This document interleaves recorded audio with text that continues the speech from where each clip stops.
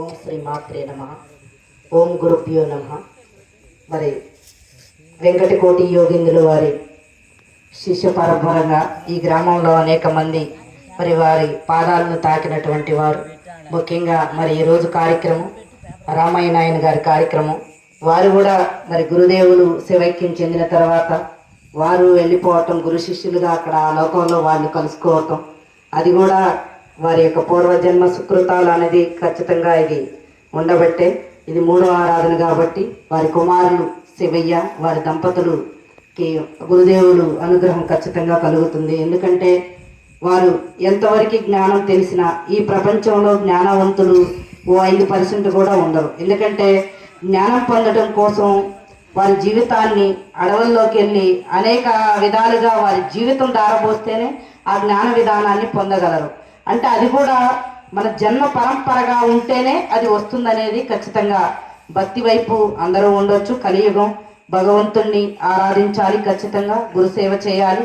ఈ కలియుగంలో మనకున్న ఒకే ఒక దిక్కు పుస్తకాల్లో కూడా పురాణాల ప్రకారం కూడా ఉంది. కలియుగంలో ఎవరైతే భగవంతుని పాదాలు పట్టుకొని నిరంతరం గురువాక్యాలు వింటూ వారి జీవితాన్ని ఎక్కువ సమయం దైవారాధన వైపు ఉంటుందో వాళ్ళ జీవితాల గమ్యం భగవంతుడు ఖచ్చితంగా చేరుస్తాడనేది అది చాలామందికి తెలిసిన విషయమే.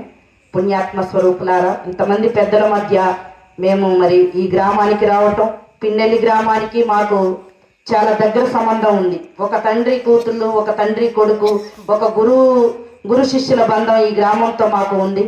అలాగే మరి చాలా ఆలస్యం అయింది కూడా ఈ మధ్యకాలం రావటం కూడా. మాకు అనేక కార్యక్రమాదిత్య రాలేకపోయాం. మరి శివయ్య రూపంలో ఆ శివుడే, ఆ భీమశంకరుడే ఈ గ్రామానికి మరి రామయ్య నాయన కార్యక్రమంలో పాల్గొనే విధంగా అవకాశం ఇచ్చినందుకు మరొకసారి ఆ పుణ్య దంపతులకి ఆ యొక్క శ్రీరామచంద్రుల వారి కరుణా కటాక్షాలు, ఆ యొక్క పరమశివుని అనుగ్రహం, అలాగే ఈ గ్రామంలో ఉన్న సకల దేవుళ్ళ అనుగ్రహం ఆ కుటుంబంపై ఉండాలి. పదే పదే తల్లిదండ్రులను పూజించడం అనేది పిల్లలకి చాలా నిండైన ఆశీర్వచనం ఖచ్చితంగా అందుతుంది. తల్లిదండ్రులే తొలి గురువులు. ఆ గురుతత్వాన్ని ఖచ్చితంగా పట్టుకొని తండ్రే మనకి తండ్రి నుంచే వారసత్వంగా మంచి విలువలను నేర్చుకున్న వాళ్ళం కాబట్టి ఖచ్చితంగా ఆ తండ్రి ఆరాధన చేసినందుకు వాళ్ళకి పుణ్యం ఖచ్చితంగా వస్తుంది. ఆదాయం అంటారా, అది భగవత్ అనుగ్రహం వాళ్ళ కష్టంతో వస్తుంది. కాబట్టి మీరందరూ మంచి కార్యక్రమం చేసుకున్నారు.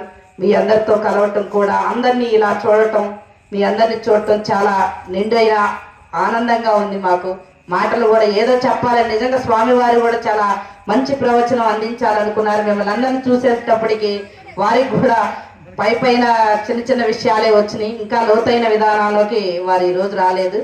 కాబట్టి ఇంత మంచి మహోన్నతమైన కార్యక్రమానికి ఆహ్వానించినందుకు ఈ గ్రామ పెద్దలకు, కార్యక్రమం జరుగుతున్నటువంటి శివయ్య గారికి, అందరికి కూడా ఆ యొక్క గురుదేవులు వెంకటకోటి యోగిందుల వారు బ్రహ్మ ఋషి.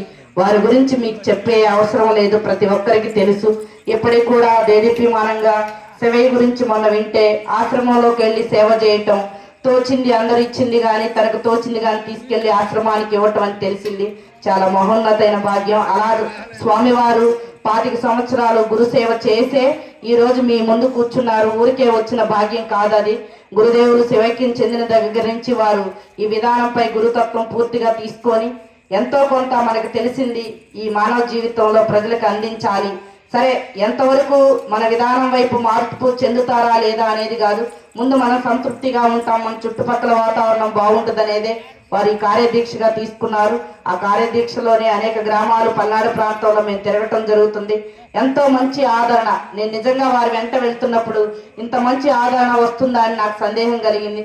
ఎవరు ఈ విధానాల వైపు రోజు రారు కాబట్టి భారీగా నేను కూడా ఈ విధానాల వైపు, గురుసేవ ఇవన్నీ నాకు కూడా చాలా ఇష్టం కాబట్టి ఈ కార్యక్రమాల వైపు పాల్గొంటూ ఇందులో భాగంగానే మరి నాయన కార్యక్రమంలో ఈరోజు ఆహ్వానించి మీ అందరితో కలుసుకోవటం, ఇంత మంచి మాటని ఈ సాయంత్రం టైం, ఇందాక వర్షం పడింది, ఎంత మంచి చల్లదనంలో ఇంత మంచి మహోన్నతమైన కార్యక్రమంలో పాల్గొనటం కూడా మీ అందరికి కూడా గురుదేవులు కరుణా కటాక్షాలు మీ అందరిపై ఉండాలి. అలాగే మా గ్రామ దేవత అద్దంకి నాచారమ్మ తల్లి చాలా పవర్ఫుల్ గ్రామ దేవత.